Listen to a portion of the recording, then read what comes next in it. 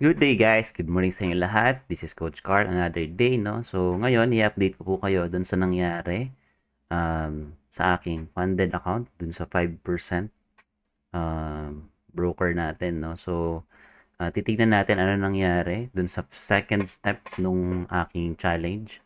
So, dito sa part na to, so hindi na kasi ako nakapag-update for the past few days because sobrang naging busy na din po ako sa pagtitrade and hindi na ako nagla-live dun sa dito sa page natin. And gusto ko lamang po kayong i-update ano na ba nangyayari, no? So tignan natin dun sa account. So ayan. Okay, so ito yung mga position ko last time. So meron tayong mga trades dito. Then good news at as of now ay na-hit na natin yung requirements, no, para may pasa yung second phase nito. So, titignan natin yung aking account dito. So, binigyan ako ng account, yung second step plus, kailan to? I guess, August 31 natin napasa yung ano, di ba? Tingnan nga natin. Napasa natin yung phase 1 ay, okay. Kailan na to nag-close? July 24, no? So, nabigyan tayo agad nun. Pero hindi ako agad nag-trade. During that time, na siguro kinabukasan ako nag-trade na nun. Kaya dito sa part na to, sa history ng trades ko, eto, meron akong mga losing trades dito, no? Pero nag-start ako ng 25 na, no? Pero lose siya. So, yung mga first entries ko is loss. Pero as of now, meron akong ino-hold na position. So, total of ilang trades yan. Siguro, ayan. Then, tignan din natin yung may FX book nito. IFX. So, andito siya. Ayan. So, ito yung current, ay nung updates nung nakaraan. So, hindi pa siya totally updated. So, ito siya. Ayan. So, dito sa part na to, makita natin yung mga entries natin. Ayan, oh. So, umabot na din ito ng 2,500 pips. Ayan. So, total of 1, 2, 3, 4, 5, 6, 7, 8, 9, 10, 11, 12, 13 entries, no? So, as of now, is yung updated natin ay napasa na natin, no? So, ang requirements kasi dito sa ating second phase ay 600, no? So, tatry kong i-close yung mga entries and then titignan ko kung ano na yung mangyayari, no? So, kaya ni-record ko siya para at least meron tayong reference in the future sa mga gustong subukan din yung prop firm. So, ang tinuturo ko po dito is yung slightly na process lang, no? Na hindi sobrang mabilisan, sobrang nagmamadali, and at the same time, minimal lang yung risk ng process natin at maprotect natin, no? Especially dun sa mga nagsisimula pa lamang sa prop firm trading, ay gusto kong makita nyo to as a guide para at least hindi kayo sobrang ma-pressure sa trades ninyo, mag-focus kayo dun sa studies pa rin, bigyan nyo ng mas magandang value yung pag-gather ng mga data, and the same time, magawa nyo ng tama yung trading system nyo. Okay? So, i-close ko na to isa-isa. So, titignan ko. So, meron ako dyan mga position. Yan. So, yung mga trades ko na yan. So, dito, nag-discuss ako dyan. So, i-close ko na to. So, total na tayo ng 10,691. No? Close ko na to.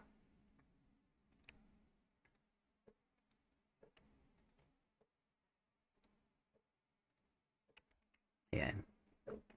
So, isa lang. So, total na tayo ng balance natin ay 400. So, isi-save ko lang muna tong history para meron akong record dun sa aking file, no. Ayan. So, i-record ko lang siya. Ito, close na natin, no? Kasi nung last time, bigla na lang nawala yung access natin dun sa account, no? So, close na natin ito. So, 600 na siya, no? Tingnan din natin dito. Refresh lang natin to. Okay, hit na natin, no? 600 na. Then, close pa natin yung isa.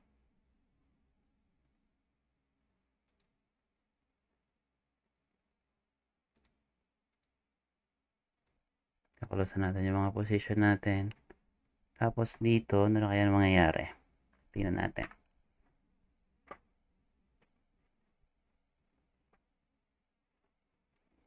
$625, no? Okay, hit na natin siya.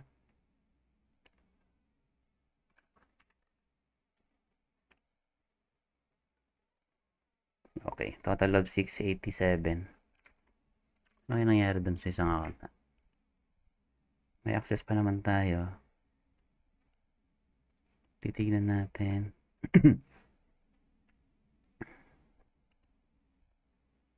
So, naipasa na natin ito.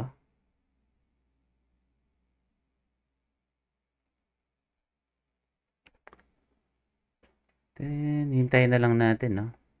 So, nakakuha lang ako dito ng total of 20 trades lang, no? Pero naipasa na natin siya.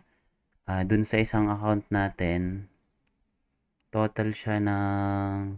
Okay, marami to eh. 190 trades. Isa ito sa naging, ano ko kasi, practice na ginawa ko dito. Then, nag-start to ng December pa or January nitong taon. But, ay napas ko siya ng July na. So, patiently, no? So, kumbaga dito kasi nangangapa pa ako dito since ito yung pinaka kakaiba na na-take ko din na trading strategy or trading account because meron siyang rules, no, na ipa-follow. So, kailangan nating sundan yon para ma-protect natin yung fund natin. At the same time, yung account natin. Tapos, ma-abide natin yung mga rules. So, dito sa part na to ay okay na to, no? So, hintayin na lang natin kung ano yung magiging next step natin dito. So, from July 25, ayan, start yung challenge. July 25, napasa natin ngayong August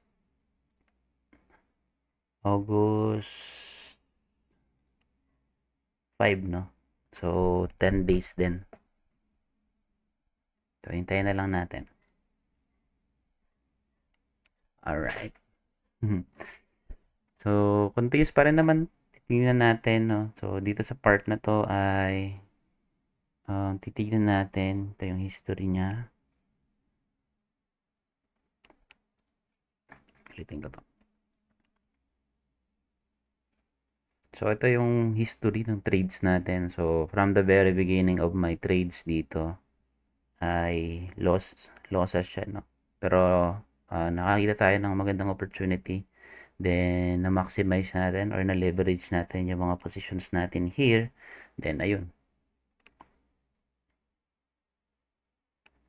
Successfully, pass na natin yung challenge. Yan, guys. And i-update ko na lang kayo kung ano yung nangyari dito sa account na to. And titignan natin, no, kung paano pa natin i-leverage yung account na to. And makipakita ko sa inyo, no, as a guide or a tool para kung magti-take din na kayo ng challenge or ng sa prop firm ay meron kayong idea para at least hindi kayo sobrang napipressure, hindi kayo sobrang nagmamadali, hindi kayo sobrang kumbaga naghahabol, no. Ang prop firm naman guys is meron siyang rules and process, no.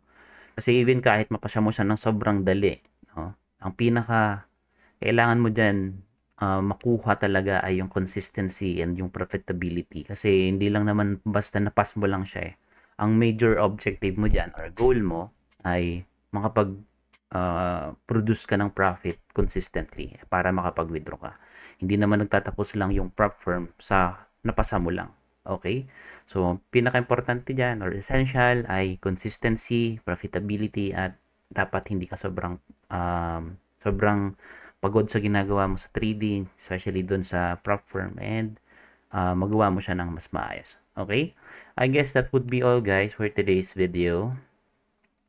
Okay, so mag-update na lamang po ako sa inyo, and maraming salamat sa patuloy na nanonood sa ating mga videos, at sa mga nag-enroll at nag-continuous learning sa program. Congratulations, you are in the right process for now. Naintindihan nyo na yung fundamentals ng trading, you know the economics and everything under the trading system na dapat ninyo mas maunawaan ay provided na po sa inyo ng CFX program. Maraming salamat po, and see you next time.